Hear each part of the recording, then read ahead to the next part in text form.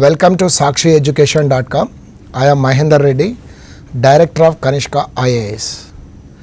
So 2008 నుంచి పోటీ పరీక్షలకు ప్రిపేర్ అవుతున్న ముఖ్యంగా సివిల్ సర్వీసెస్, గ్రూప్ 1, గ్రూప్ 2 వంటి పరీక్షలకు ప్రిపేర్ అవుతున్న అభ్యర్థులకి మనం శిక్షణ ఇస్తూ ఉన్నాం. సో ఇప్పుడు SakshiEducation.com ద్వారా మనం ఆన్లైన్ విధానంలో కోచింగ్ ఇవ్వడానికి ప్రయత్నం ప్రారంభమైంది. మీకు గైడెన్స్ అనేది గత సంవత్సర కాలంగా మనం SakshiEducation.comతో ఇస్తున్నాం. దీని ద్వారా ప్రయోజనం పొందిన అనేక మంది అభ్యర్థులు కూడా మనకు ఫోన్ ద్వారా కానీ లేదా వివిధ మార్గాల ద్వారా మనకి తెలియజేయడం అనేది గర్విస్తున్నాం. ఇటీవల విడుదలైన గ్రూప్ 2 ఫలితాలలో కూడా మన గైడెన్స్ ఉపయుక్తంగా ఉందని చెప్పిన అనేక మంది అభ్యర్థులు కూడా ఉన్నారు. త్వరలో వారికి సంబంధించిన ఈ ఇంటర్వ్యూస్ కూడా వాళ్ళ ప్రిపరేషన్ టిప్స్ ఎలాంటివి ఉన్నాయి అన్నది కూడా మీకు SakshiEducation.com అందిస్తుంది. సో మనం పత్రికలలో ఒక వార్త చూసాం 2-3 రోజుల క్రితం. ఆంధ్రప్రదేశ్ ప్రభుత్వంలో ఒక కదలిక ఉంది.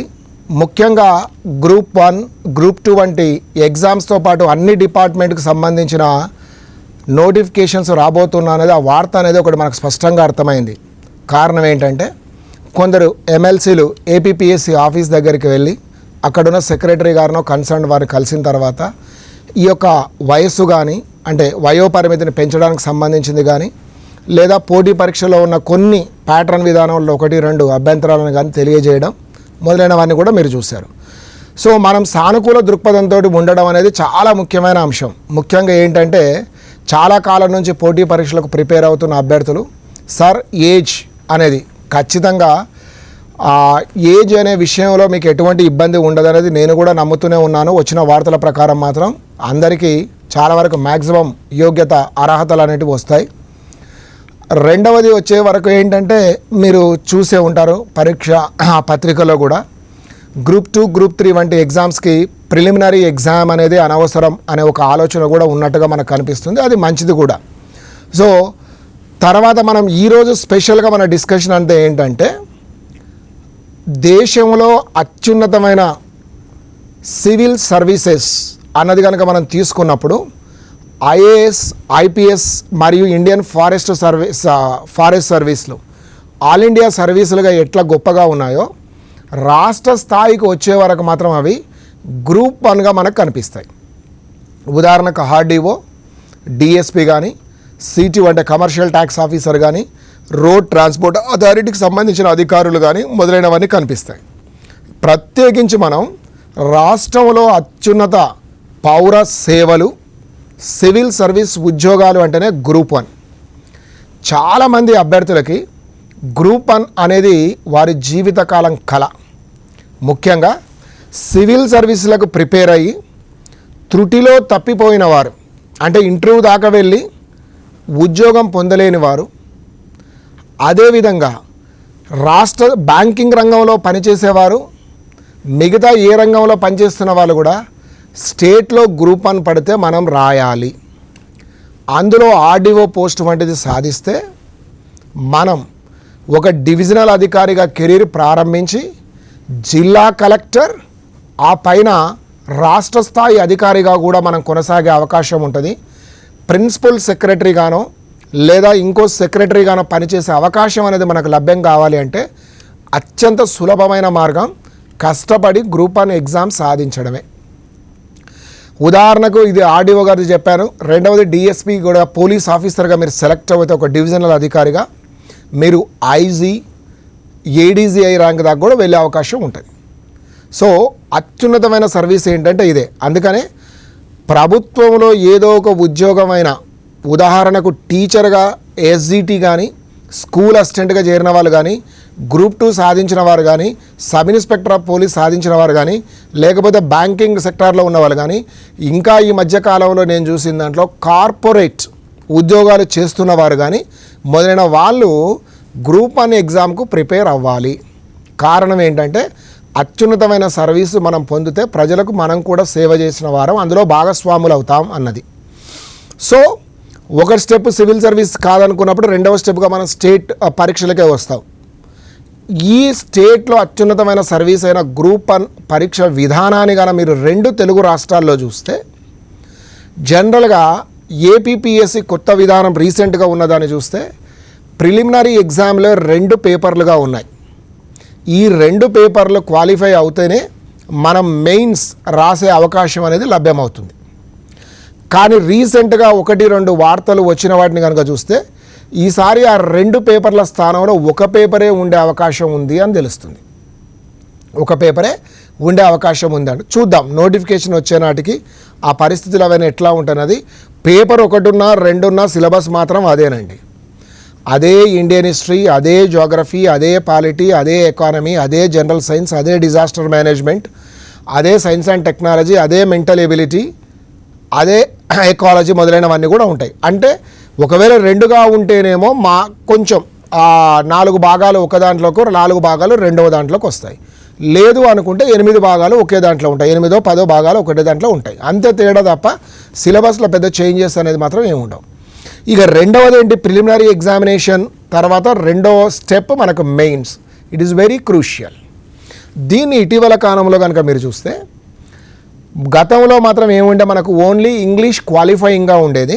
ఇప్పుడు ఇంగ్లీష్ అలాగే క్వాలిఫైయింగ్గా ఉండి అదనంగా ఏమైంది, తెలుగు లేదా ఉర్దూ కూడా మీరు క్వాలిఫైయింగ్ అనేది అవ్వాలి.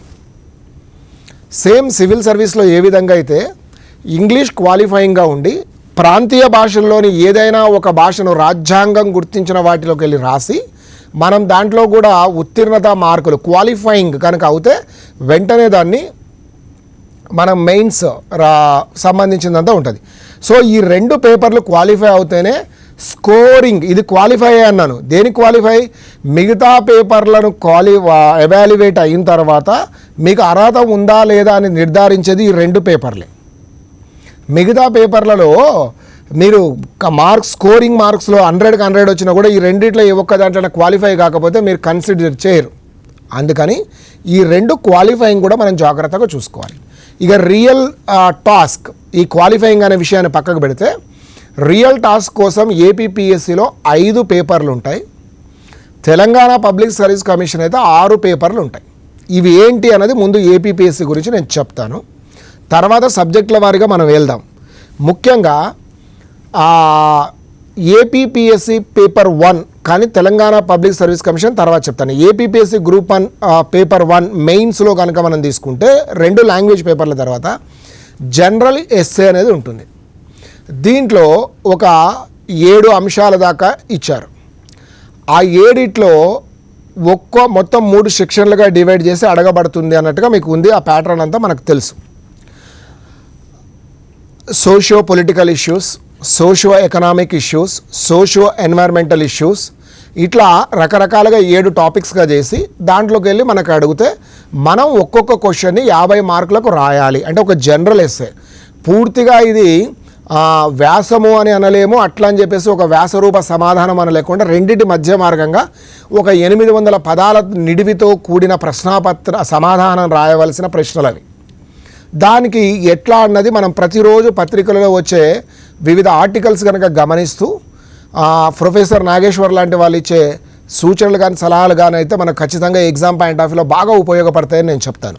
ఎందుకంటే దాదాపు 2.5 దశాబ్దాలకు పైగా ఈ జనరల్ ఎస్సేను తెలుగు రాష్ట్రాలలో బోధించిన ఏకైక ఫ్యాకల్టీ. ఆయన సూచనలు అంటే మీకు ఖచ్చితంగా ఉపయుక్తంగా ఉంటాయనేది నాకు తెలిసింది. నేను విజేతలతో మాట్లాడినప్పుడు వాళ్ళు చెప్పిన వాక్యాలు కూడా ఇవే కాబట్టి అవే మీతో షేర్ చేసుకుంటున్నాను. ఇక పేపర్ 2కి వచ్చే వరకు మీకు జనరల్గా Indian history, AP history, Indian geography and AP geography అనేది మొత్తం 150 మార్కులు అయింది. 50 మార్కులు ఇండియన్ హిస్టరీలో మొత్తం 5 సెక్షన్లు డివైడ్ అయితే మొదటి సెక్షన్ వచ్చేసి ఏన్షియంట్ అనుకుంటే, రెండవ సెక్షన్ మెడివల్ అనుకుంటే, మూడవది 4వది 5వది కలిపి modern, Indian national movement and post modern కూడా కొంతవరకు మీకు అవుతుంది. సో మొత్తం 5 యూనిట్లలో ప్రతి యూనిట్ నుంచి 10 మార్కులు, మొత్తం 50 మార్కులు. ఏపీ హిస్టరీకి వచ్చే వరకు కూడా అదే విధంగా same ancient, medieval, modern and post modern అని దాన్ని మొత్తం తీసుకొని నేషనల్ మూమెంట్తో కలిపి ఒక 50. ఈ మొత్తం 50 + 50 100. ఇండియన్ జోగ్రఫీకి 20 మరియు ఏపీ జోగ్రఫీ అంటే మొత్తం ఇది ఒక 50 మార్కులు ఉంది. సిమిలర్గా తెలంగాణకు కూడా Indian history, Telangana history and Indian geography and Telangana geography same ఏదైతే చెప్పానో 50, 50, 150. మనకు సర్వీస్ రావాలి అనుకున్నప్పుడు ఖచ్చితంగా ఒక 60% మార్కులు రావాలి అన్నాను. అలా వస్తే మనం జాబ్ గ్యారంటీగా మన సర్వీస్ క్రాక్ అవుతుంది. అంటే 5 పేపర్లు మీరు కనుక వేసుకుంటే 60% అనుకున్నప్పుడు ప్రతి పేపర్లో 90, 9×5 45, అంటే 450 మార్కులు కనుక వస్తే ఇంకా పెరిగితే ఇంకా సేఫ్ జోన్లోకి వెళ్తాం. ఇంటర్వ్యూ అనేది ఉంటుంది కాబట్టి ఆ స్టేజ్లో మనకు వచ్చే మార్కులు కొన్నిసార్లు మన భవితవ్యాన్ని నిర్ధారిస్తాయి. అందుకని మనం రిటర్న్లో ఎక్కువ తెచ్చుకోవడానికి నేను మినిమం 90 అంటున్నాను. యావరేజ్గా 90 అన్నప్పుడు ప్రతి పేపర్లో 450, 1-2 పేపర్లో మనకు 110, 120 వస్తే ఇంకా మనం చాలా ఎడ్జ్లోకి వెళ్తాం. ఉదాహరణకి హిస్టరీ అనే దాంట్లో, జోగ్రఫీ అనే దాంట్లో ఖచ్చితంగా మనం 150 కానీ 90 మార్కులు తెచ్చుకోవాలి, లేదా ఎకానమీ పేపర్ కానీ, సైన్స్ అండ్ టెక్నాలజీ కానీ ఇంకోటి కానీ అనుకున్నప్పుడు ఏ పద్ధతి పాటించాలి అన్నదానికి వస్తే ఇండియన్ హిస్టరీకి వచ్చే వరకు నేను మళ్ళీ చెప్పేది అదే మాట అండి. తెలుగు అకాడమీ బుక్స్ లేదా open university books and writing practice, concerned faculty help, mentorship, ఇవి మాత్రం మనకు ఖచ్చితంగా ఉండాలి. ఇవి కాకుండా ఉంటే మనం ప్రిలిమ్స్ అవ్వలేదు, మెయిన్స్కి అసలే రాలేము, వచ్చినా కూడా మళ్ళీ మనం ఇంటర్వ్యూకి వెళ్ళలేము, జాబ్ పొందలేము. ఇది ఖచ్చితంగా ఉండాలి. ఇంకా స్టాండర్డ్ బుక్స్ ఉన్నాయి, నేను కాదని చెప్పట్లేదు. మీరు బిపిన్ చంద్ర, సతీష్ చంద్ర, ఆర్ఎస్ శర్మలు, అదేవిధంగా ఉపేందర్ సింగ్, ఇన్ని గ్రంథాలు చదవాల్సిన పని లేదు. కానీ తెలుగు అకాడమీ అయితే చక్కగా మీరు ముందు చదవండి. ఇంగ్లీష్ మీడియం వాళ్ళైతే ఓల్డ్ ఎన్సీఆర్టీలు తరోగా చదవండి. దాని తర్వాత నెక్స్ట్ ప్రణాళిక ఏందనేది నేను తర్వాత మీరు మాట్లాడినప్పుడు నేను చెప్తాను. ఏపీ హిస్టరీకి వచ్చే వరకు కూడా నేను చెప్పేది ఏంటంటే ఈ యొక్క బిఎస్ఎల్ హనుమంతరావు గారితో పాటు మోడర్న్ ఏపీ కొంత మీరు అడిషనల్గా తీసుకోవాల్సి వస్తుంది. ఇంగ్లీష్ మీడియానికి వచ్చే వరకు మాత్రం పూర్తిగా ఏ comprehensive Andhra history by doctor why Gopal Reddy గారి పుస్తకాన్ని నేను ఎప్పటికైనా పదే చాలా స్టాండర్డ్ పుస్తకం అనే చెప్తాను, అందులో సందేహం అయితే లేదు. ఇంకా జాగ్రఫీకి వచ్చే వరకు మీరు తెలుగులో కన్సర్న్డ్ బుక్స్ ఉన్నాయి కొంతమేరకు, కానీ ఇంగ్లీష్ మీడియంలోనే చాలా వరకు మెటీరియల్ అవైలబిలిటీ ఉంది. కుల్లార్ లాంటిది ఇండియన్ జాగ్రఫీకి మీరు చదువుకోవడం, ఏపీ జాగ్రఫీకి మాత్రం అడిషనల్గా మనం different resources, AP socio economic survey కానీ లేకపోతే రకరకాల పద్ధతుల ద్వారా మనం సేకరించుకోవాల్సి వస్తుంది. కాబట్టి ఒక టీచర్ ఆర్ మెంటార్ అనే హెల్ప్ మాత్రం మీకు ఖచ్చితంగా ఉండాల్సి వస్తుంది అనేది నేను చెప్తాను. మరి ఇవన్నీ అయిన తర్వాత మనం ఫస్ట్ బేస్గా ఏం చేయాలి అని అంటే, మీరు దీంట్లో నోట్స్ రాయడం ఇంకొకటి కాకుండా ముందు రీడింగ్ ఇవ్వండి. ఒకటో రీడింగ్ ఇవ్వండి, ఇచ్చేటప్పుడు అండర్లైన్ మీకు వీలైతే చేయండి. రెండో రీడింగో మూడో రీడింగ్ అప్పుడు మాత్రం మీరు నోట్స్ రాసుకోవడం అనేది ఒకటి ఉపయుక్తం. ఎందుకంటే ఆల్రెడీ క్లాస్ విని ఉంటారు కాబట్టి ఏ పాయింట్ ఎక్కడ మనకు ఉపయుక్తంగా ఉంటుంది అన్నది. ప్రతి అక్షరం, ప్రతి పదం, ప్రతి వాక్యం కూడా మనకు ఆ యొక్క తెలుగు అకాడమీ కానీ లేదా స్టాండర్డ్ రైటర్స్ రాసిన పుస్తకాలు కానీ ఖచ్చితంగా ఉపయోగపడతాయి. ఏది కూడా మనం వదలడానికి వీల్లేదు, సమగ్రంగా చదువుకుంటూ రాలి. ఉదాహరణకు మీరు తీసుకుంటే లాస్ట్ 2016 కంటే 18 కంటే అన్నాను, కానీ 16 కంటే కొంచెం ముందు సిలబస్ కనుక మీరు ఏపీపీఎస్ ఇది జనరల్ కామన్గానే ఉండే అనుకోండి, అంతకుముందు చూస్తే కనుక కొంత తక్కువగా ఉండేది, ఇప్పుడు చాలా పెంచారు. ఎంత పెంచారు అని అంటే, ఒక్క ఇండియన్ హిస్టరీ అనే అంశాన్ని కనుక తీసుకుంటే సివిల్ సర్వీసు మెయిన్స్ ఆప్షనల్లో ఉన్న వరల్డ్ హిస్టరీ ఎగ్జామ్షన్ చేసి వదిలేసి కంప్లీట్గా ప్రీ హిస్టారిక్ పీరియడ్ నుంచి 1964 అంటే నెహ్రూ ఏరా వరకు ఏది ఉందో 90% తెచ్చిపెట్టారు. 90% తెచ్చిపెట్టారు. అక్కడ ఏం చెప్తున్నాం వాళ్ళని చదవమని, ఏన్షియంట్ ఇండియాకు ఉపేందర్ సింగ్ అని ఒక 400 పేజీల పుస్తకం చెప్పాం. మెడివల్కు సతీష్ చంద్రనో లేకపోతే ఇంకొకటి ఏదో ఒకటి చదవమంటున్నాం. మోడర్న్కు గ్రోవర్, బిపిన్ చంద్ర, అదేవిధంగా plastic to partition of India, ఈ మధ్య కాలంలో వచ్చిన బెనర్జీ మొదలైన పుస్తకాలు చదవమన్నాం. అంటే అన్ని పుస్తకాలు చదివితే తప్ప రానంత సిలబస్ మీ దగ్గర కూడా పెట్టాడు కాబట్టి కనీసం అన్ని పుస్తకాలు చదవడం సాధ్యం కాదు. కాబట్టి కనీసంగా మీరు చేయాల్సింది ఏంటంటే ఒక తెలుగు అకాడమీ డిగ్రీ స్టాండర్డ్ ముందు మొత్తం చదవండి.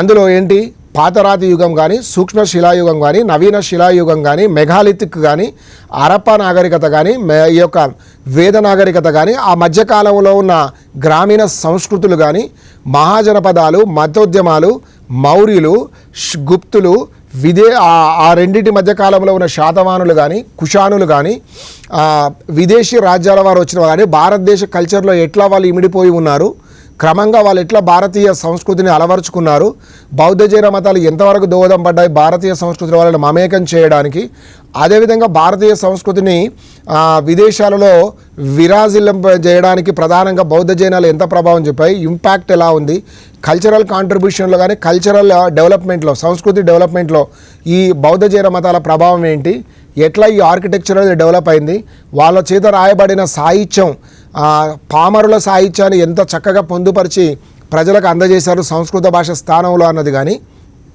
సో ఇంత విస్తారంగా అయితే తప్ప మీకు ఆ ఇండియన్ హిస్టరీలో గ్రిప్ అనేది రాదండి. అది ఏన్షియంట్కి మాత్రమే మాట్లాడాను నేను. మెడివల్కి వచ్చే వరకు కూడా కేవలం మనం ఎక్కువగా ఫోకస్ చేసే జనరల్గా ఏంటంటే, ఒకటి ఢిల్లీ సుల్తాన్లు, రెండవది విజయనగర సామ్రాజ్యం అంటాం, 3 కొంతవరకు టచ్ చేస్తే బహుమానులు, తర్వాత మొఘల్ సామ్రాజ్యంతో వచ్చాం. కానీ ఇవే కాకుండా వాళ్ళు స్పెసిఫిక్గా కొన్ని అడిగే అవకాశం ఖచ్చితంగా ఉంది. అవేంటంటే రీజనల్ ఆర్కిటెక్చర్ అన్నాం. ప్రాంతీయ వాస్తు శైలులు ఉన్నాయి కొన్ని. ప్రాంతీయ వాస్తు శైలిలో కాకతీయులో ఓయసాలలో అడుగుతారో లేదో అంత కొన్నిసార్లు మనం ఎక్స్పెక్ట్ చేయకపోయినా జాన్పూర్ స్కూల్ ఆఫ్ ఆర్కిటెక్చర్ కానీ, మాల్వా స్కూల్ ఆఫ్ ఆర్కిటెక్చర్ కానీ, బెంగాల్ స్కూల్ ఆఫ్ ఆర్కిటెక్చర్ కానీ, ఇవన్నీ సమ్మిళితమై ఒక నూతన ఒరవడిని రూపుదిద్దుకున్నదే మొఘలాయుల యొక్క వాస్తుశైలి. అందుకే దాన్ని జాతీయ శైలి అంటామనే ఆస్పెక్ట్లో మనం చదవాల్సి వస్తుంది. కాబట్టి దీనికి ఒక టెక్స్ట్ బుక్కే కాకుండా ఒక కన్సర్న్డ్ ఫ్యాకల్టీ మెంటార్షిప్ కూడా మీకు అవసరం అన్నది మాత్రం నేను చెప్తాను. ఇందులో ఎటువంటి మోమాటమే లేదు, మీరు చూసుకుంటే కూడా తెలుస్తుంది. మోడర్న్ ఇండియాకు వచ్చే వరకు కూడా మీకు అదే విధంగా ఉంది. ఎక్కడ ఐరోపియన్ల ఆగమనం కానీ, వచ్చిన వాళ్ళలో స్థిరపడిన ఆంగ్లేయులు కానీ, ఆంగ్లేయులు స్థిరపడిన తర్వాత వాళ్ళు భారతదేశాన్ని ఎట్లెట్లా ఆక్రమించారు, ఇక్కడ ఉన్న స్థానిక స్వదేశీ రాజ్యాల యొక్క బలహీనత ఏమిటి, వాళ్ళకున్న అడ్వాంటేజ్ ఏంటి, అదే సమయంలో భారతదేశంలో స్థిరపడాలని కోరుకోవడానికి ఉన్న వనరులు వాళ్ళకి ఏమున్నాయి, ఎందుకు వేరే వైపు వాళ్ళు చూడలేదు, స్థిరపడిన తర్వాత అధికారానికి వచ్చిన తర్వాత వ్యాపారమే కాకుండా రాజ్యాధికారం చేపట్టిన తర్వాత రాజ్యాధికార పరిపాలనలో వాళ్ళు తీసుకొని వచ్చిన నూతన ఒరవడులు ఏ విధంగా ఉన్నాయి, దీనివల్ల నిజంగా భారతీయ సమాజానికి లాభం జరిగిందా నష్టమా అంటే ఉన్నాయి లాభాలు కూడా. Rule of law, equality of law అనేది వారి నుంచి వచ్చిందని చెప్పుకోవచ్చు. అదేవిధంగా కొన్ని అనాది కాలం నుంచి భారతీయ సమాజంలో ఉన్న రుగ్మతలు, సతీ సహగమనం కానీ, భ్రూణాత్యలు కానీ, బాల్య వివాహాలు కానీ, వితంతుకు పునర్వివాహం లేకపోవడం కానీ, ఇవన్నిటి కూడా రూపుమాపారు. కొంతవరకు మన సాంస్కృతిక ఉద్యమం అనేది దోహదం చేసిన, అంటే గతంలో కూడా తరచుగా వచ్చాయి, నేను లేదని చెప్పడం లేదు. కేవలం ఆంగ్ల విద్య ప్రభావమే పూర్తిగా ఉందనగలేము. ఆంగ్ల విద్య అనేది లేనప్పుడు, ఆంగ్ల భాషే తెలియనప్పుడు కూడా కబీర్ లాంటి వాళ్ళు, గురునానక్ లాంటి వారు, రామానందుడు లాంటి వాళ్ళు, జ్ఞానేశ్వర్ లాంటి వాళ్ళు, మీరాబాయి లాంటి వాళ్ళు, శంకరదేవ లాంటి వాళ్ళు మహా ఉద్యమకారులు అనేక కార్యక్రమాలు చేపట్టినా ఇంగ్లీష్ ఎడ్యుకేషన్ చూపించినంత ప్రభావాన్ని వాళ్ళు చూపలేకపోవడానికి ఆనాడున కమ్యూనికేషన్ కూడా ఒక ప్రాబ్లం అయి ఉండవచ్చు. సరే, ఇవన్నీ మనం చర్చిస్తాం. తర్వాత ఎకానమిక్ ఇష్యూస్ కొన్ని ఉన్నాయి. ఏ ఎకానమీ అంటే బ్రిటిష్ ఇండియన్ ఎకానమీకి సంబంధించినవి. భూశిస్తు విధానాలపైన ప్రశ్న రావచ్చు. వాళ్ళు పారిశ్రామిక విధానాలు, డీఇండస్ట్రియలైజేషన్, అగ్రికల్చరైజేషన్, కమర్షియల్ క్రాప్స్ ఇంట్రడ్యూస్ చేయడం కానీ, ఇవన్నీ కూడా భారతదేశ ఆనాటి ఆర్థిక వ్యవస్థ పైన ఉన్న ప్రభావాలు కానీ, లేకపోతే ఆ తర్వాత కాలంలో అవి ఎటువంటి మార్పులు పొందాయి, భారత ఆర్థిక వ్యవస్థ ఎట్లా రూపుదిద్దుకున్నది అని అడుగుతారు. నెక్స్ట్ దాని నుంచి వచ్చిన తర్వాత పరిపాలన నచ్చక మనకు తిరుగుబాట్లు, పౌర తిరుగుబాట్లు కావచ్చు, సైనిక తిరుగుబాట్లు కావచ్చు, రాజ్యం కోల్పోయిన రాజులు చేసినవి కావచ్చు, గిరిజనులు చేసినవి కావచ్చు, రైతులు చేసినవి కావచ్చు, కార్మికోద్యమాలు కావచ్చు, ఇవన్నీ కూడా ఒక ఆర్గనైజ్డ్గా ఒకటి జరగడం. దాని మధ్యకాలంలోనే ఆంగ్లేయులు, ముఖ్యంగా ఇంగ్లీష్ ఈస్ట్ ఇండియా పరిపాలన అనేది భారతీయ ప్రజలకు సౌకర్యవంతంగా లేదు. భారతీయ స్వదేశీ రాజ్యాల సాంస్కృతిక పాలన మరియు రాజకీయ, దాంతోపాటు ఆర్థిక వ్యవహారాల్లో జోక్యం అనేది స్వదేశీ పాలకులకు కంటగింపుగా ఉంది లేదా వారికి అసౌకర్యంగా ఉంది. కాబట్టి వారిని భారతదేశం నుంచి ఇంగ్లీష్ ఈస్ట్ ఇండియా కంపెనీ పాలన నుంచి విముక్తి చేయడం కోసం జరిగిన 1857 తిరుగుబాటు, దానికి గల కారణాలు కానీ, దాని స్వభావం కానీ, జరిగిన తీరు కానీ, అంతిమంగా అది ఇచ్చిన ఫలితం కానీ ఎలా ఉంది అన్నది కూడా మనం చర్చించాల్సి వస్తుంది. కొన్ని సందర్భాల్లో ఇలాంటి ఆస్పెక్ట్స్ మెయిన్స్కి సంబంధించిన టెక్స్ట్ బుక్లో యాజ్ ఇట్ ఈస్గా దొరకవండి. దాని కన్సర్న్ ఒక మెంటార్ లేదా ఫ్యాకల్టీ దగ్గర నుంచే మీరు లభ్యత పొందుతారు తప్ప టెక్స్ట్ బుక్లో యాజ్ ఇట్ ఈస్గా ఉన్నట్టుగా కుదరదు. అంటే ఎంత మేరకు రాయాలో అంత మేరకు కొంతవరకు ఉన్నాయి. డిగ్రీ పుస్తకాలు కానీ, పోస్ట్ గ్రాడ్యుయేషన్ పుస్తకాలు కూడా అవి అకాడమిక్ పర్పస్లో కొంత ఉండి, కొంత గ్రూప్ అండ్ మెయిన్స్కు పూర్తిగా అనను కానీ, బట్ అవి బేస్గా చేసుకొని మనం కన్సర్న్ ఫ్యాకల్టీ దగ్గర సహాయాన్ని పొందాలి తప్ప అలా కాకుండా ఇంకా దీన్ని కూడా వదిలేసి ఇది కాకుండా ఇంకా ప్రైవేట్ 2008 2007లోనో వచ్చిన పుస్తకాలు అవే రీప్రింట్లు రివైజ్డ్ అని చెప్పి ప్రింట్ చేసి అవే ప్రైవేట్ పబ్లిషర్స్ అవుతే మీకు పెద్ద ఉంటుంది. సో వీటిని మనం స్థూలంగా చదవాలనుకున్నప్పుడు ఆ తెలుగు అకాడమీతో పాటు ఇది ఏపీ హిస్టరీ కానీ తెలంగాణ హిస్టరీ కానీ మీరు వచ్చినప్పుడు కూడా ఖచ్చితంగా టాపిక్స్ 99% అవే ఉంటాయండి. శాతవాహనులు ఇద్దరికి ఉంటారు, ఇక్ష్వాకులు ఇద్దరు చదవాల్సిందే, విష్ణుకుండినులు ఇద్దరు చదవాల్సిందే. చాళుక్యులలో వెంగి చాళుక్యులు లేరు తెలంగాణలో అనుకున్నప్పుడు రాష్ట్రకూటులు ఉన్నారు కాబట్టి వెంగి చాళుక్యుల యొక్క అవగాహన ఖచ్చితంగా అవసరం. ఎక్కడి చోళులు వెంగి చాళుక్యుల కోసం వచ్చి కొలనుపాక నల్గొండ జిల్లాలో యుద్ధం చేసి వచ్చి కొలనుపాక జైన దేవాలయం పైన దాడి జరిగిందో మీరు స్పష్టంగా కళ్యాణి చాళుక్యుల విషయంలో మీరు చదివాం కదా, వేంగి చాళుక్యులకు మద్దతుగా వచ్చిన వాళ్ళు. కాబట్టి మనం అంతగా సపరేట్గా చేసి మాత్రం చదవలేము. ఆ టాపిక్స్ పైన మనకు ఖచ్చితంగా అవగాహన ఉండాల్సి వస్తుంది. ఎందుకంటే బాదామి చాళుక్యుల చేత పాలించబడిన ఈ ప్రాంతం తెలంగాణ, వారి దాయాదులు లేకపోతే వారి సోదరుడైన వేంగి కుబ్జ విష్ణువర్ధనుడు స్థాపించిందే వేంగి చాళుక్యులు. కాబట్టి ఇక్కడ ఆక్రమించుకుంటూ పోవడం అక్కడి దాకా వెళ్ళింది. అలంపురంలో ఉన్న నవబ్రహ్మ దేవాలయాలు అనేది బాదామి చాళుక్యులు నిర్మిస్తే అదే రిఫ్లెక్షన్ మీకు మొత్తం కూడా ఆంధ్రలో వేంగి చాళుక్యులు. కాబట్టి సపరేట్ చేయకుండా కొంచెం కాంప్రహెన్సివ్ అనేది అవసరం అవుతుంది. అలా కాకుండా 2 బిట్లు చెప్పి ఈ యొక్క విక్రమాదిత్యుడు అన్నాడు, వీడు ఒక 6వ విక్రమాదిత్యుడు, వీడి బిరుదు వచ్చేసి త్రిభువనం, అలా ఇట్లా చదువుకుంటే మాత్రం కాదు, ఎప్పటికీ అది అయ్యే అవకాశం మాత్రం ఉండదు. తర్వాత మీకు కాకతీయులు కానీ కుతుబ్ షాహీలు కానీ వారిద్దరి మధ్యలో ఉన్న ఈ రెడ్డి రాజులు, రాయచర్ల వెలమలు కానీ ముసునూరు నాయకులు కానీ వీళ్ళ కోఆర్డినేషన్ ఏంది, ఎట్లా విముక్తి చేశాం ఈ ప్రాంతాన్ని ఢిల్లీ సుల్తాన్ల నుంచి, ఇవన్నీ మనం కాంప్రహెన్సివ్గా చదువుకోవాల్సి వచ్చినప్పుడు రియల్గా ఒక బ్రాడ్ అప్రోచ్ తోటి వెళ్ళినప్పుడు మాత్రమే సబ్జెక్టు మీద గ్రిప్ వస్తుంది. అలా గ్రిప్ వచ్చినాక ఏ ప్రశ్న వచ్చినా కూడా మనం సులభంగా రాసే పరిస్థితి ఉంటుంది. తర్వాత ఇక్కడ నిజాం, అక్కడ వచ్చేసి నిజాం పాలన కొంతకాలమున ఇంగ్లీష్ ఈస్ట్ ఇండియా ఆధీనంలోకి ఎలా వెళ్ళింది 1 by 1, ఎక్కడి నుంచి మనం ఉత్తర సర్కారు జిల్లాలు అని చెప్పుకుంటున్న ఆ యొక్క శ్రీకాకుళం, విజయనగరం, విశాఖపట్నం నుంచి మొదలుపెట్టి నెల్లూరు ప్రాంతం వరకు తీరాంధ్ర కోరమండల్ మొత్తం కూడా ఎలా వెళ్ళింది, పాలేగారుల ఆధీనం నుంచి విముక్తి చెంది క్రమంగా ఇది ఇంగ్లీష్ ఈస్ట్ ఇండియా పాలనలోకి వెళ్ళి ఆ తర్వాత మద్రాస్ ప్రెసిడెన్సీలోకి ఇది వెళ్ళాలింది. మద్రాస్ ప్రెసిడెన్సీలో ప్రవేశపెట్టబడిన సామాజిక, ఆర్థిక మరియు రాజకీయపరమైన మార్పులన్నీ కూడా ఈ ప్రాంతం పైన ఎట్లా పడ్డాయి, ఎట్లా రైల్వేలు ప్రవేశపెట్టారు, దీని ద్వారా వచ్చిన డెవలప్మెంట్స్ ఏంటి, ఆ రైల్వేల ప్రవేశం, నూతన విద్యా విధానం ఏ విధంగా మద్రాసులో కుల ఉద్యమాలకు కారణమైంది, భారతదేశం మొత్తం స్వతంత్రం కోరుతూ ఓం రూల్ ఉద్యమాన్ని చేస్తున్న సమయంలో కుల ఉద్యమాలు ఎందుకు ఇక్కడ వచ్చాయి, ఆ కుల ఉద్యమాల వల్ల జరిగిన పరిణామాలు ఏంటి. ఉదాహరణకు మీరు సౌత్ ఇండియన్ లిబరల్ ఆర్గనైజేషన్ వాళ్ళు చేసిన జస్టిస్ ఉద్యమం, ఇవన్నీ కూడా మనం కాంప్రహెన్సివ్గా చూడాలి. దీనికి కొంచెం ఇండియన్ హిస్టరీ రిలేటెడ్ కూడా ఉంటుంది. మోడర్న్ ఇండియన్ హిస్టరీ ఖచ్చితంగా దీనిపైన మనం నేషనల్ మూమెంట్ అనేది సమగ్రమైన నాలెడ్జ్ ఉంటేనే ఇక్కడ కూడా దానికి ఉపయుక్తంగా ఉంటుంది అనేది మనం చెప్పవచ్చు.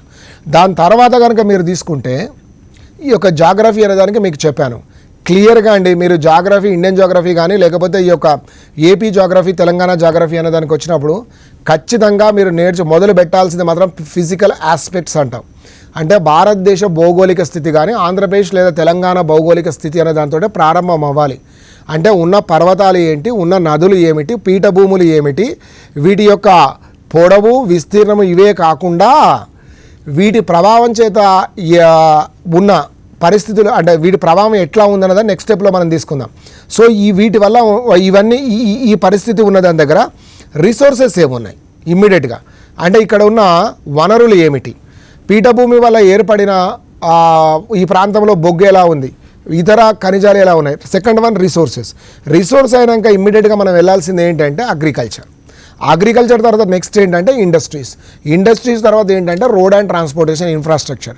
ఇది అయిన తర్వాత మనకు జనాభా కంటే ముందుగానే జనాభా తర్వాత కానీ ఎక్కడైనా సరే సెటిల్మెంట్స్ అంటే పట్టణాల యొక్క అభివృద్ధి కానీ గ్రామీణ ప్రాంతంలో ఉండే నివాసాలు ఏ విధంగా ఉన్నాయి, సో పట్టణాలు ఎలా ఉన్నాయి, పట్టణాల యొక్క ప్రణాళిక ఏ విధంగా ఉంటుంది, సెంట్రల్ బిజినెస్ జోన్ అంటే ఏంటి, శాటిలైట్ సిటీస్ అంటే ఏంటి, రోడ్ నెట్వర్క్ ఏ విధంగా ఉంటే అభివృద్ధి చెందుతాయి, ఈ మొదలైనవన్నీ కూడా ఇక్కడ చూస్తాం. దాంతోపాటు మరొకటి మనం చూడాల్సిన ప్లానింగ్ అనేది కూడా ఒకటి అవసరం. దీన్నే మనం రీజనల్ ప్లాన్ అనొచ్చు, ఇంకొకటి కూడా ఎట్లయినా చెప్పుకోండి మీరు. ప్రణాళిక అనేది లేకుండా ఏ పట్టణం కూడా అభివృద్ధి చెందదు, ఏ ప్రాంతం కూడా అభివృద్ధి చెందదు, ఏ గ్రామం కూడా అభివృద్ధి చెందదు. ఆ ప్రణాళికలు అనేది ఒక చూస్తే చివరిలో మాత్రం మరొకటి గుర్తుపెట్టుకోవాల్సిందంటే ప్రపంచవ్యాప్తంగా వచ్చిన మార్పులతో కూడిన కొన్ని ఉన్నాయి. ఉదాహరణకు వీటిని మనం అంటే కాంటెంపరీ సమకాలీన విషయాలు. ఒకటి పొల్యూషన్ మీద మనం ప్రశ్న రావచ్చు, జాగ్రఫీకి రిలేటెడ్గా పొల్యూషన్ మీద ప్రశ్న రావచ్చు.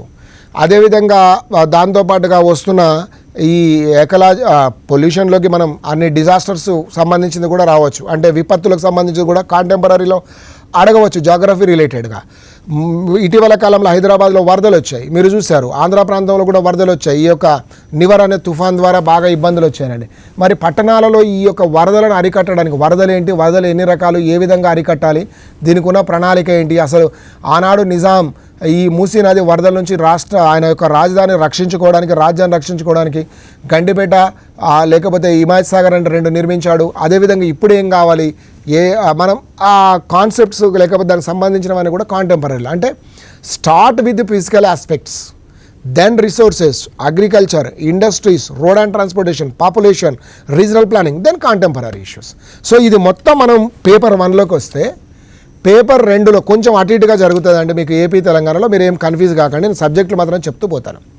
సో ఇండియన్ కాన్స్టిట్యూషన్ అనేది, కాన్స్టిట్యూషన్ మనం మొత్తం కూడా పొలిటికల్ సిస్టమ్ కాన్స్టిట్యూషన్ ప్రిలిమ్స్ కోసం చదివాం. మళ్ళీ ఇక్కడ మెయిన్స్ ఆస్పెక్ట్లో రైటింగ్ మీరు గ్రూప్ 1 అనేది రాయడం మొదలు పెడితే, గ్రూప్ 1 ఎగ్జామ్ రాయాలని నిర్ణయించుకుంటే ప్రిలిమ్స్కు మెయిన్స్కు సపరేట్ ప్రిపరేషన్ అంటూ ఉండదండి, 2 జరగాల్సిందే. ఉదాహరణకు మీరు కాన్స్టిట్యూషనే తీసుకొని కాన్స్టిట్యూషన్ మీరు సమగ్రంగా చదివితే, ఆర్టికల్ కాదు కాన్స్టిట్యూషన్ అంటే, వాటి యొక్క ప్రభావం మన మీద ఎట్లుంది, దానివల్ల మనకున్న లాభ నష్టాలు ఏంటి, దాని గురించి మనం అర్థం చేసుకోవాలి. సో అది చదువుతున్నప్పుడు మీరు మొత్తం ఆ కాన్స్టిట్యూషన్ పైన ఒక అవగాహన తెచ్చుకున్నారు. ఉదాహరణకు మీరు డీడీ బస్సు చదివారు, పైలీ చదివారు, సుభాష్ కాశ్యప్ చదివారు, లేదా ఇంకోటి ప్రైవేట్ గైడ్ చదివారు. ఇవన్నీ కాదు దిక్కుమాలింది ఎందుకు అనుకోని తెలుగు అకాడమీకి సంబంధించిన మోనోగ్రామ్లు కూడా ఉన్న భారత రాజ్యాంగం అని తెలుగు మీడియం వాళ్ళకి అది చదివారు. ఇది మొత్తం చదివిన తర్వాత దానిపైన ఒక 2 ప్రిలిమినరీ టెస్టులు, ఒక 2 మెయిన్స్ టెస్టులు రాసి తప్ప మీరు ఎక్కడ ఉన్నారు అంటే దీని మీద మంచి అవగాహన రావడానికి సబ్జెక్ట్ చదవడంతో పాటు ఖచ్చితంగా ఒక ట్యూటర్ హెల్ప్ అనే చెప్తాను నేను. లేదు అని చెప్ప అసలు కోచింగ్ లేకుండా మేము సాధించాలనుకుంటున్నాము అంటే అసాధ్యం ఏమీ కాదు. కానీ కొన్ని సందర్భాలలో కొన్ని సాధ్యం కాకపోవచ్చు, ఎందుకంటే మనకు పోటీ ఎక్కువ ఉంది కాబట్టి. సచిన్ టెండూల్కర్ ఇన్ని మ్యాచ్లు ఆడినా ఒక్కొక్కసారి ఫామ్ కోల్పోయేవాడు. అప్పుడప్పుడు విరాట్ కోహ్లీ కూడా కోల్పోతాడు. వాళ్ళకు మళ్ళీ ఇంటర్నేషనల్ మ్యాచ్లు ఇన్ని ఆడినా కూడా టెక్నిక్లో ఎక్కడో తేడా వచ్చిందన్నప్పుడు అనేక సూచనలు అనేక మంది చేస్తారు. ప్రత్యర్థి టీంలో ఉన్న కోచ్ కూడా చేయొచ్చు, వీళ్ళకున్న చైల్డ్హుడ్ కోచ్ కూడా చేయొచ్చు. ఆ కోచ్ అనేవాడు ఇంపార్టెంట్. ఆయన వాళ్ళు ఇంటర్నేషనల్ ఇన్ని మ్యాచ్లు ఆడి ఇంత విజయాలు సాధించి ఉన్నా, ఇన్ని సెంచరీలు చేసి ఉన్నా, ఫామ్ కోల్పోయినప్పుడు మాత్రం కన్సర్న్డ్ ఒక మెంటార్ దగ్గర ఒక టెక్నిక్లో నా లోపం ఏముంది, ఎక్కడ నేను తడబడ్డాను అన్నది అది ఇక్కడ కూడా అవసరమే. అసలు మీరు వచ్చి వాడు ఆ విరాట్ కోహ్లీ కానీ సచిన్ టెండూల్కర్ కానీ ఎప్పుడు 12-13 సంవత్సరాల వయసులో క్రికెట్ ఆడడం మొదలుపెట్టి నెట్ ప్రాక్టీస్ నుంచి ఇంటర్నేషనల్ వరకు ఎదిగినా మళ్ళీ ఫామ్ కోల్పోయినప్పుడు కోచ్ ఎట్లా అవసరమో, ఇప్పుడే నీవు పోటీ పరీక్షలకు వచ్చి చదివింది బీ ఫార్మసీ, బీటెక్లు రకరకాలైనప్పుడు ఇప్పుడు మీకు కోచింగ్ లేకపోతే ఒక మెంటార్ హెల్ప్ అనేది ఖచ్చితంగా అవసరమే. నేను కోచింగ్ అవసరం లేదు, గైడెన్స్ అనేది మాత్రం అవసరం పడుతుంది. కాకపోతే ఎవరి దగ్గరికి వెళ్తున్నాం అనేది ఇంపార్టెంట్, ఎవరితో నేర్చుకుంటున్నాం అన్నది ఇంపార్టెంట్. అది లేకుండా మాత్రం చేస్తే చాలా కష్టం అవుతుంది. అందరు కోచ్లే అయినాం, ఏం చేస్తాం. సో ఇంకో కోచ్లు ఎట్లా తయారైనారంటే ఒక ఎగ్జామ్ రాయగానే కోచ్లు అవుతున్నాం, ఒక ఇంటర్నేషనల్ మ్యాచ్ కూడా ఆడకుండా కూడా అయ్యే వాళ్ళు చాలా ఉన్నాం. సరే, అది వేరే విషయం. కాబట్టి ఏంటంటే ఈ పాలిటిక్స్ సంబంధించింది అలా మీరు ప్రిపేర్ అవుతే అన్నిటికీ నేను చెప్పింది this rule applicable for all subjects. Concern subject చదవడం, దాని మీద టెస్టులు రాయడం అనేది చాలా ముఖ్యం అనేది అన్నిటికీ ఉపయోగపడుతుంది. రెండవది గవర్నెన్స్ అనే దానికి రిలేటెడ్గా మీరు ఈ యొక్క సెకండ్ ఏఆర్సీ నుంచి తీసుకుంటారా, లేకపోతే మినిస్ట్రీ ఆఫ్ పబ్లికేషన్ డిపార్ట్మెంట్ వాళ్ళ నుంచి వచ్చే న్యూ డెవలప్మెంట్స్ కానీ, గవర్నమెంట్ కాదు ఇప్పుడు గవర్నెన్సే అంటుంది ఇండియన్ గవర్నమెంట్ కానీ, ఏపీ గవర్నమెంట్ కానీ, తెలంగాణ గవర్నమెంట్కి పోయింది. ఇప్పుడు గవర్నెన్స్ బలవంతంగా రూల్ చేయడం కాదు, ప్రజలకు అవసరమైన మాత్రమే అందించే పరిస్థితికి మనం వచ్చాం. సో ఆ గవర్నెన్స్ సంబంధించినది మీరు చూసుకోవాలి. సోషల్ ఇష్యూస్ ఉన్నాయి. తర్వాత ఈ సోషల్ ఇష్యూస్కి ఏంటంటే భారతీయ సమాజం యొక్క తీరుతెన్నులు కానీ, తెలంగాణ సమాజం యొక్క తీరుతెన్నులు కానీ, అదేవిధంగా ఇక్కడ ఉన్న సమస్యలు ఏవైతే ఉన్నాయో డొమెస్టిక్ వైలెన్స్ కానీ, మహిళలకు సంబంధించిన కానీ, కార్మికులకు సంబంధించిన కానీ, విద్యార్థులకు సంబంధించినవి కానీ, బాలలకు సంబంధించినవి కానీ, వెట్టి చాకరికి సంబంధించినవి కానీ, నేటికి కూడా హ్యూమన్ ట్రాఫికింగ్ సంబంధించినవి కానీ, లేకపోతే చూడండి మీరు ఇక్కడ ఏపీలో దిశ యాప్ కానీ తెలంగాణలో షీ టీమ్స్ కానీ రకరకాలవన్నీ మనం ఏంటి ఇవన్నీ కూడా సామాజిక సమస్యలను పరిష్కరించడంలో ఉపయోగపడేవి కాబట్టి మీకు సిలబస్లో కొంతవరకు అది ఉంది అని మనం చెప్పవచ్చు. సో నెక్స్ట్ అనేది ఎకానమీ అనే దానికి వచ్చే వరకు ఈ స్పెషల్ బుక్స్ మాత్రం ఉన్నాయండి. దానికి పోటీ పరీక్షల ప్రత్యేకం తెలుగు అకాడమీతో పాటు మీ ఇష్టం, మీరు కన్సర్న్డ్ సబ్జెక్టు ఆ ఫ్యాకల్టీ దగ్గర నేర్చుకునేటప్పుడు ప్రిలిమినరీలో ముఖ్యంగా పెద్దగా మనకు ప్రమాదంగా కాకపోయి ఉన్న మెయిన్స్లో మాత్రం 150 మార్కులకు ఉంది. దీంతో ఏంటంటే దానికి సంబంధించింది ఖచ్చితంగా మనం సమగ్రంగా చదువుతూ దాని నోట్స్ రాసుకుంటారా లేదా అన్నది పక్కకు పెడితే టెస్టులు మాత్రం ఖచ్చితంగా రాయవలసి వస్తుంది. చాలా క్వశ్చన్స్, నంబర్ ఆఫ్ క్వశ్చన్స్ ఎకానమీలో మనం భిన్నంగా ప్రాక్టీస్ చేయాల్సి వస్తుంది.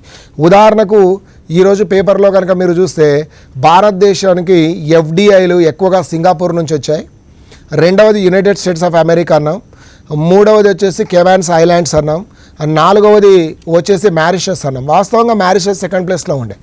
అసలు మీరు ఇక్కడ చూడండి, ఒక అమెరికా తప్ప సింగపూర్ కానీ మారిషస్ కానీ కెమాన్స్ ఐలాండ్స్ కానీ ఈ దేశాలన్నీ కూడా పెద్దగా ప్రపంచంలో ఆర్థికంగా గణనీయంగా అభివృద్ధి చెందినవి కాదు. కానీ భారతదేశంలో ఎఫ్డిఐ పెట్టుబడులు పెట్టడంలో చాలా ముందు స్థానాలలో ఉన్నాయి.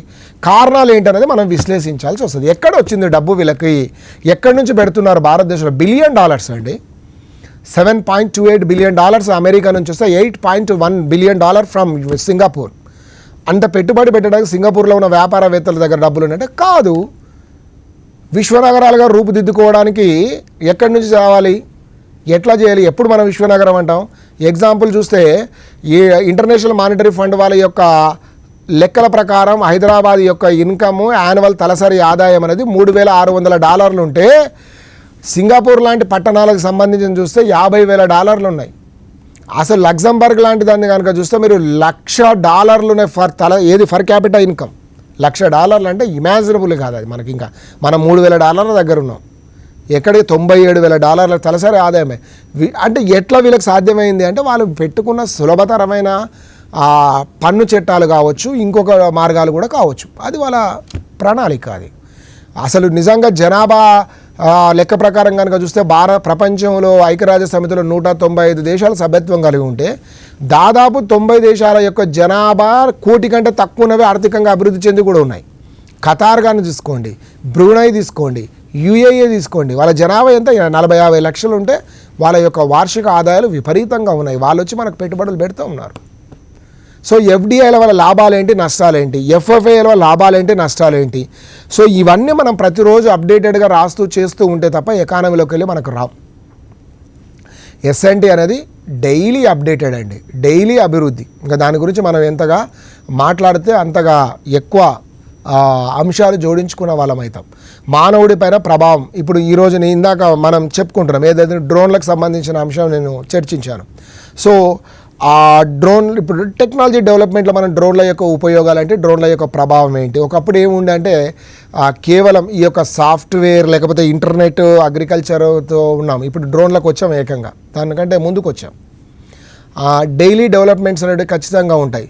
పెరుగుతున్న జనాభాకు అనుగుణంగా ఆహారాన్ని ప్రజలకు అందించడానికి వ్యవసాయ రంగంలో చేపట్టవలసిన చర్యలు ఇటు ఎకానమీలో పనికి వస్తాయి, ఇటు సైన్స్ అండ్ టెక్నాలజీలో వస్తాయి. మరి అదేవిధంగా విచ్చలవిడిగా పురుగుల మందులు వాడుతూ పంటల్ని బాగా పండించి అనారోగ్యకరమైన ఆహారాన్ని ప్రజలకు అందిస్తే వచ్చే నష్టాలు కూడా మనకి ఇక్కడ కనిపిస్తాయి. దానికి విరుడుగా మనం ఇంకోటి చేయాలనుకున్నాం. సో విపరీతంగా పంటలు పండే పంజాబ్ కానీ హర్యానా కానీ దేశానికి ఎంత లాభం చేస్తున్నాయో, పంట అయిపోయిన తర్వాత వాళ్ళు తగలబెడుతున్న ఆ యొక్క పంట మిగులు ఏదైతే ఉందో గడ్డి కానీ లేకపోతే ఎక్స్ట్రా గ్రాస్, దాని ద్వారా ఢిల్లీ పట్టణం మొత్తం అతలాకుతలం అవుతుంది పొల్యూషన్ చేత. మరి ఈ నెగిటివ్ ఆస్పెక్ట్స్ రెండు రకాలుగా చూడాలి. అప్పుడే మీరు విశ్లేషణాత్మకంగా ఒక జనరల్ ఎస్సే కానీ లేదా సబ్జెక్టు సంబంధించింది కానీ మీరు రాయడానికి అవకాశం పెరుగుతుంది. అట్లా కాకుండా ఆఫ్ నాలెడ్జ్ తోటి కేవలం ఇంత 20 పేజీలు చదువుతా నేను ఎగ్జామ్ రాస్తా, లేకపోతే ఎవరో పెద్ద మనిషి గైడ్ రాస్తాడు, గైడ్ చదివి నేను ఎగ్జామ్ కోతా అంటే అటువంటి అవకాశాలు ఎక్కువగా ఉంటాయి. అందుకే 20 ఏళ్ళు 30 ఏళ్ళు అయినా కూడా గ్రూప్ 1 రాస్తూనే ఉన్నాను. I have been writing group 1 అనేది మాత్రం మిగులుతుంది తప్ప సక్సెస్. కొందరు వచ్చిన ఫస్ట్ అటెంప్ట్లో రాసుకొని వెళ్ళిపోతున్నారంటే వాళ్ళు కన్సర్న్డ్గా మనం చెప్పిన విధానాన్ని ఫాలో అయిన వాళ్ళు సక్సెస్ అయి ఉన్నారు. అలా కాకుండా సొంత వైద్యంలాగా చేసుకుంటే మాత్రం నష్టం జరుగుతుంది. కాబట్టి దానికై మీ సొంత వైద్యానికి ఇబ్బందులు ఉంటాయి కానీ తెలిసే sakshiyeducation.com, కనిష్క ఐఏఎస్ వారు సంయుక్తంగా మీకు కావాల్సిన ఖచ్చితంగా విజయం సాధించాలనుకున్న అభ్యర్థుల కోసం ఈ సహాయం లేదా సామాజిక బాధ్యతగా మాది అనేది కొనసాగుతూనే వస్తుంది. సో లాస్ట్లో ఒకటి ఈ తెలంగాణ పబ్లిక్ సర్వీస్ కమిషన్కి వచ్చే వరకు ఆర్థమెటిక్ డాటా ఇంటర్ప్రిటేషన్ సంబంధించింది ఒక 50 మార్కులు ఉంటుంది. దాన్ని మీరు కన్సర్న్ ఉద్యమ చరిత్ర అనేది ఒక ఎక్స్ట్రా పేపర్గా ఇక్కడ ఉందండి. ఆ ఉద్యమ చరిత్రకు సంబంధించిన ఎక్స్ట్రా పేపర్కి మాత్రం ఏం చదవాలి అన్నదానికి పెద్దగా మీరు కష్టపడి చదవాల్సింది ఏదేదో చేయాల్సిన అంశం అయితే లేదు. స్ట్రైట్ అవేగా క్వశ్చన్స్ ఉంటాయి. దానికి సంబంధించిన సమాచారం కూడా అనేక దినపత్రికలు గత 10 ఏళ్ళుగా రాస్తూనే ఉన్నాం. దానికి సంబంధించిన అనేక ఆర్టికల్స్ కూడా మన దగ్గర ఉన్నాయి. దానికి సంబంధించిన టైం టు టైం కూడా మీకు అందించడానికి కానీ నోట్స్ రూపంలో ఇవ్వడానికి కానీ మనకేం పెద్దగా ఇబ్బంది ఉండేది మాత్రం ఏమీ లేదు. అంటే పరిశోధనాత్మకంగా రాసి చేసేదానికి ఆల్రెడీ చాలా చేసి పెట్టారు. మీరు చేసేది ఏం లేదు. దాన్ని చదువుకొని మనం ఎగ్జామ్ రాస్తే మాత్రం చాలు. సరే బుక్స్ మీకు నచ్చినవి మీరు ఇష్టం, అది నేనేమి ఇది స్పెసిఫిక్గా ఓ బుక్ అని మాత్రం నేను చెప్పలేను. I'm not satisfied with any book regarding this. ఎందుకంటే వీళ్ళు చెప్పిన దానికంటే సమాచారం ఇంకా బాగా ఉంది ఆర్టికల్స్ రూపంలో కానీ పత్రికలలో కానీ, కాబట్టి ఒకరిదాన్ని మాత్రం నేను చెప్పను. So this is pattern and exam. Crux of the exam ఏంది అన్నది కనుక మీరు చూస్తే ఒకటండి, ప్రిలిమినరీ ఎగ్జామ్కి వచ్చే వరకు మాత్రం మీరు ఖచ్చితంగా మల్టిపుల్ చాయిస్ క్వశ్చన్స్ ప్రాక్టీస్. నేను బాగా అవుట్డేటెడ్ సీనియర్స్ గురించి నేను చెప్పట్లేదు. ఫ్రెష్గా వచ్చి ఒక అటెంప్ట్ రాసి విఫలమైన వాళ్ళు కానీ, లేదా ఇట్లా గ్రూప్ వన్ సివిల్స్ రాసి ఉన్న వాళ్ళకి కానీ వాళ్ళ అనుభవాలు ఇవన్నీ చెప్తూ ఉన్నానంటే, సీనియరు 4వ రాశారు, 5వ రాశాను, 2 పంచవర్ష ప్రణాళికలు అశోక్ నగర్ వీధుల్లో అన్న వారి గురించి మన చర్చ అనవసరం. వారికి ఎవరు చెప్పినా వాళ్ళ తెలుసు వాళ్ళకి ఏం చేయాలనేది. కొత్తగా వచ్చే క్యాండిడేట్ ఖచ్చితంగా నేను గ్రూప్ వన్ సాధించాలనుకున్న వాడికి మాత్రం టెక్స్ట్ బుక్ మాస్ అంటే సహకారం ఎవరిదో మీ ఇష్టం, అది మేమే అని చెప్తాను. సో 3వది వచ్చేసి ఏంటంటే, ఇది అయిన తర్వాత ఖచ్చితంగా మీరు టెస్ట్లు ప్రాక్టీస్, ఎంతగా మీరు టెస్ట్లు మల్టిపుల్ చాయిస్ ప్రాక్టీస్ చేస్తే అంతా ప్రిలిమినరీ ఎగ్జామ్కి ఉపయోగం. అదే సమయంలో రైటింగ్ ప్రాక్టీస్ కూడా ప్యారలల్గా జరగాలి, కాబట్టి అది మెయిన్స్కి ఉపయోగం. అంటే క్రక్స్ ఆఫ్ ది ఎగ్జామ్ ఎంతసేపు కూడా acquired the knowledge, presentation of the knowledge, enough. ఈ రెండే. అక్వైర్డ్ ద నాలెడ్జ్ ఒక formula, presentation of the knowledge. ఆ తర్వాత మీరు అనుకున్నట్టుగా మీ కోరిన ఉద్యోగం, కోరిన రాష్ట్రంలో ఆ ఉన్నత ఉద్యోగం చేస్తూ ప్రజాసేవ చేయడానికి 30 నుంచి 35 సంవత్సరాల కాలం పాటు మీరు ప్రభుత్వ ఉద్యోగులుగా వెలుగొందే అవకాశం ఉంటుంది. కాబట్టి అది ఇనఫ్ టు యూ. మీరు ఏది చూజ్ చేసుకుంటారో ఏ విధానం అనేది రావాలి. జాబ్ కావాలి అనుకున్న వారి కోసం మాత్రం మేము చెప్పే ప్రణాళిక ఇది. దీని ద్వారా మీరు 100% రిజల్ట్ వచ్చే అవకాశం ఉంటుంది. మీరు ఖచ్చితంగా ఇది కనుక పాటిస్తే మీకు వస్తుంది. రాకపోతే కూడా దాని మీద రివ్యూ చేద్దాం, దానికేమి ఇబ్బంది లేదు. కానీ మీరు అది పాటించకుండా మాత్రం నాకు రాలేదంటే నేనేమీ చేయలేను, దానికి ఎవరేం చేయలేము. So this is programme of this group and mains. Soonly మీకు దీనిపైన ఈ sakshiyeducation.com కనిష్క ఐఏఎస్ వాళ్ళు చాలా తక్కువ రేట్లోనే మీకు గ్రూప్ వన్కి సంబంధించిన కోచింగ్ అందించే ఒక ప్రణాళిక యాప్ బేస్డ్గా మాత్రం ఉంటుంది. This is our programme. So thank you for all. Have a nice day. All the best.